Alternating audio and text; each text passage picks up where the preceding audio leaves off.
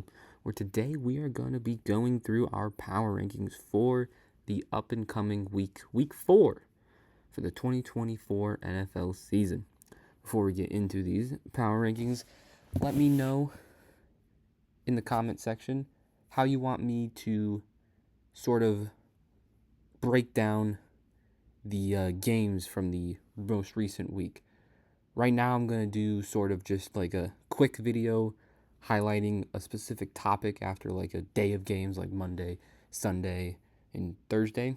But let me know how you guys want me to go over games. And without further ado, let's get into these power rankings. So, the first tier we have is teams 32 through 27. We have the Titans at 32, the Patriots at 31, the Jags at 30, the Raiders at 29, the Panthers at 28, and the Giants at 27. Titans at 32. They're 0-3. They're one of the 3 0-3 teams, and they've lost to not the best. They lost to the Bears. They lost to the Packers without Jordan Love, and then they lost. I'm trying to think of who they played week 2. They lost to the Jets, and I think they just haven't. They played like the worst team. Will Levis has not looked great, so I have them at 32. Patriots at 31. They were 29 before this week. They didn't beat the Jets. They didn't look particularly great. So I just decided to keep them around 31. Jags, another 0-3 team. I had them dropping all the way to 22, or from 22 to 30. How I've normally gone about these power rankings is kind of like college. So like if the number 1 team loses to number 4, they're not going to drop as much as if they were to lose to 16. However, I think since we already have a 3-game sample size, there's going to be a lot of drastic changes with the rankings. Like this isn't real. This is just a decent amount of this is just how I would rank every team at this point, not based on like who they've beaten and how and what rank their opponents were, but I'll probably start going back to that after this week. Raiders at 29, they lost to the Panthers, so I put the Panthers over them at 28. Panthers go up 4 spots, Raiders drop 4 spots. And then the Giants with an impressive win over the Browns, so I got them over the Panthers just because they've looked slightly better than the Panthers in their losses, at least week 2. So I got them at 27. Next group, we have the Bears at 26, the Broncos at 25, the Browns at 24, the Bengals at 23, and the Colts at 22.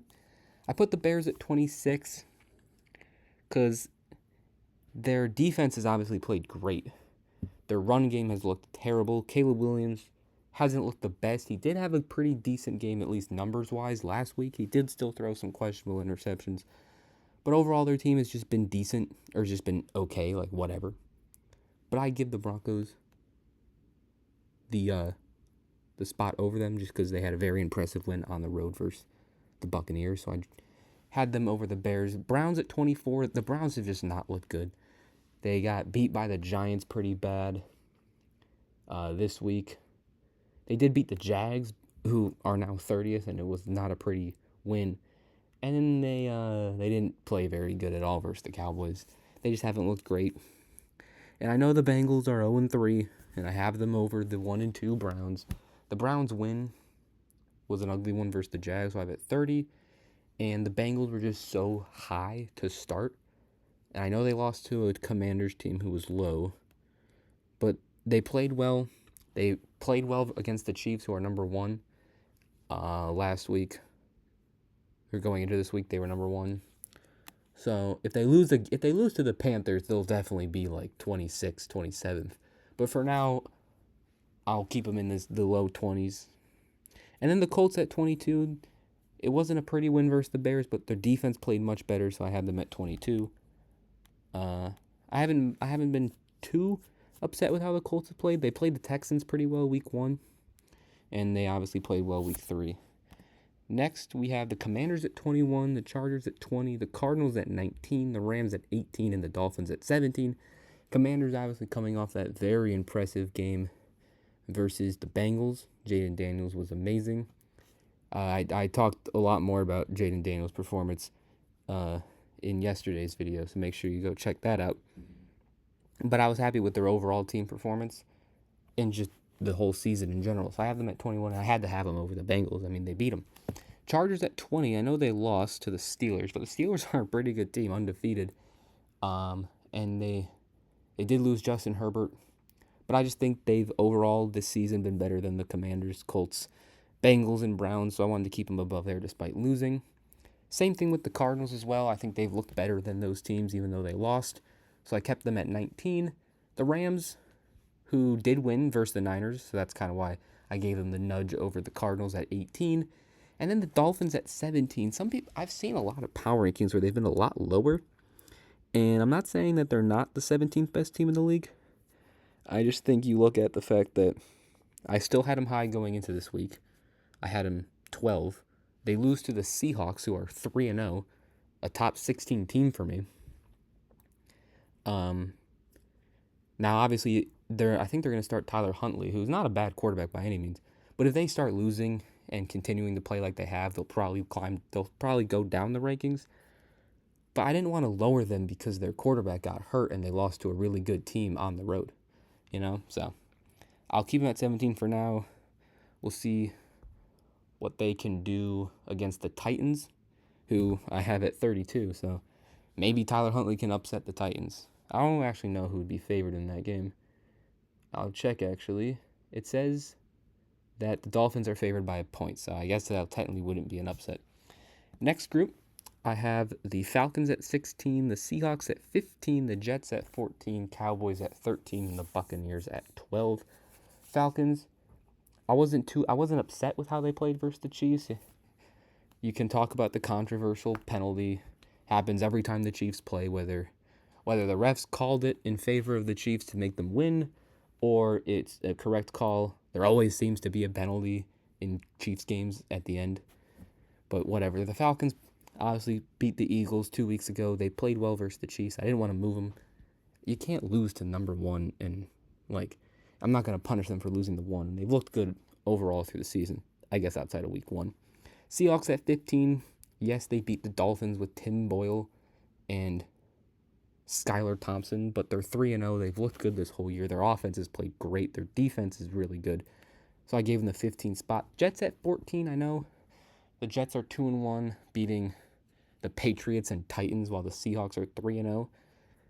I just had the Jets originally at 14, and I didn't want to punish them for taking care of business versus the Patriots. Cowboys are at 13.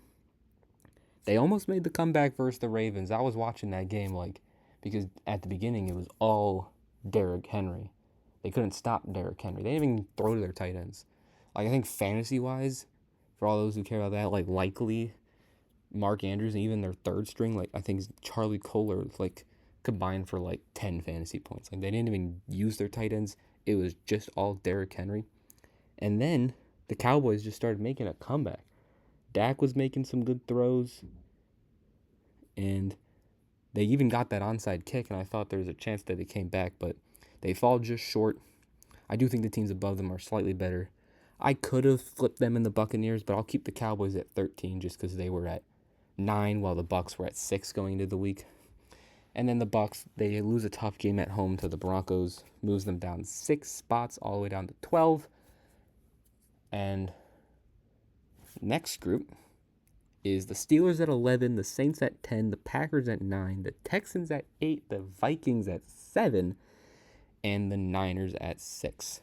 Now, Steelers at 11, they're 3-0. They've played great. Justin Fields has not made many mistakes. The defense has just been the Steelers' defense. Despite how maybe boring the games might be, they're winning their games.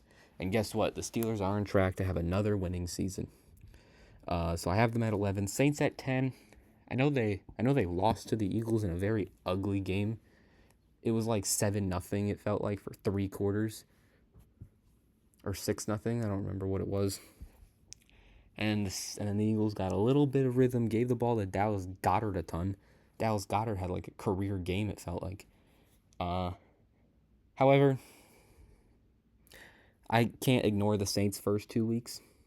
so I'll keep them at 10.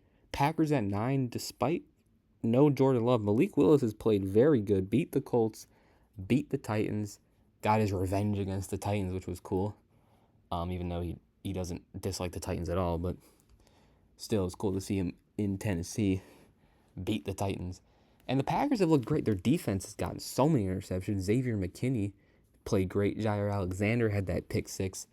Packers, when Jordan Love, because Jordan Love might have played this week, I'm pretty sure. So I don't know when Jordan Love's going to come back, but it can't be that long until he comes back. So I like the Packers at 9. Texans at 8. They had a tough loss to the Vikings. Couldn't really get any offense going. Brian Flores' defense was amazing. Made C.J. Stroud look like an average quarterback. They took away Nico Collins. They took away Diggs. Because even a good Bears defense couldn't take away Nico Collins. They took away Mixon and Diggs and Dell, but they couldn't take away Collins. The Vikings did that. And their defense has played great all year. So I wanted to give the Vikings the nod over the Texans. I know they beat the Niners and they're above the Niners just because the Niners were at 4. And it was tough deciding between them and the Niners, but I gave the Niners the top spot just because of how they played this season and just how good the team is in general. But Vikings at 7, I know I gave them 14 upgrades, 14 spot increases. But Sam Darnold, I think, leads the league in passing touchdowns. He's thrown 3 picks, something like that. He's taking care of the ball. He's getting the ball to Justin Jefferson, which is all you really need to do. He doesn't have Addison or Hawkinson yet. Aaron Jones has been an amazing pickup for them. And as I mentioned before, Brian Flores' defense has been very good. Kevin O'Connell's one of the top candidates for Coach of the Year at this point, it feels like. And the Vikings are just playing great football. 3-0. NFC South Division leaders at the moment. So I have them at 7. Niners at 6. They lost a tough one to the Rams. But they were I know you had Jawan Jennings, which seems like that's all you need, but they were without McCaffrey, who knows if he's gonna come back this season. They were without Deebo Samuel, they were without George Kittle, playing in Los Angeles. So I didn't want to penalize them too much. I know the Vikings beat them, but I think the Niners can have that spot right above them. But we'll see. We'll see what the Vikings and Niners can do. Next week, the Niners play the Patriots, so if they lose that game and the Vikings beat the Packers, the Vikings will definitely get the spot over the Niners. Last group we have here is the Ravens at 5, the Eagles at 4, the Lions at 3, Bills at 2, Chiefs at 1. Quickly going over the Chiefs, they won their game. Whether it was controversial or not, they took care of business. They beat the Falcons in Atlanta. Falcons have lost 2 games at home now. I know one of them was to the Chiefs, but they've taken care of business. They started the year at 1, and they're undefeated. I feel like I can't move them down. Bills at 2, another undefeated team. They're coming off a win where they destroyed the Jaguars. Josh Allen, probably the league leader for front runner for the MVP at this point. So I kept those 2 at 1 and 2.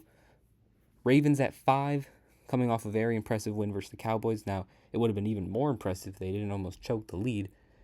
But I wanted to give them that spot over the Niners just because how they played versus the Cowboys and how they played the other 2 games as well.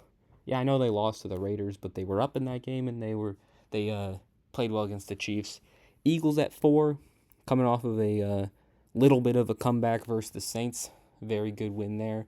And then the Lions at 3, they beat a good Cardinals team. I know they were 18th on my rankings going into that game, but they beat a good Cardinals team. They ran a designed hook and ladder, which is insane. But Goff still looks good. Amon-Ra St. Brown slightly getting more involved. Sam Laporta might be injured, so we'll see what happens with that. Because I know he left the field and then tried to come back, and one play later left again. So we'll see with him. But they need to get him more involved if he's healthy. But Gibbs, Montgomery, and Amon-Ra played great. So I think the Lions are good at 3. Them, Eagles, and Ravens are kind of... Chiefs are at 1, Bills are at 2, and then the Lions, Eagles, and Ravens are kind of interchangeable. But that will conclude it for my Week 4 power rankings, the biggest risers were the Vikings, Commanders, and Seahawks, and the biggest fallers were the Browns, Jags, and Bengals. And and as usual, make sure in the comment section you let me know what you agree with and what you disagree with, and also please let me know how you guys want me to sort of go over the games over the week. Do you like how we did it after the Monday night game with like a short clip, or do you want more in-depth breakdown of each game? Let me know, and also leave a like and subscribe, and I will see you guys next time. Peace.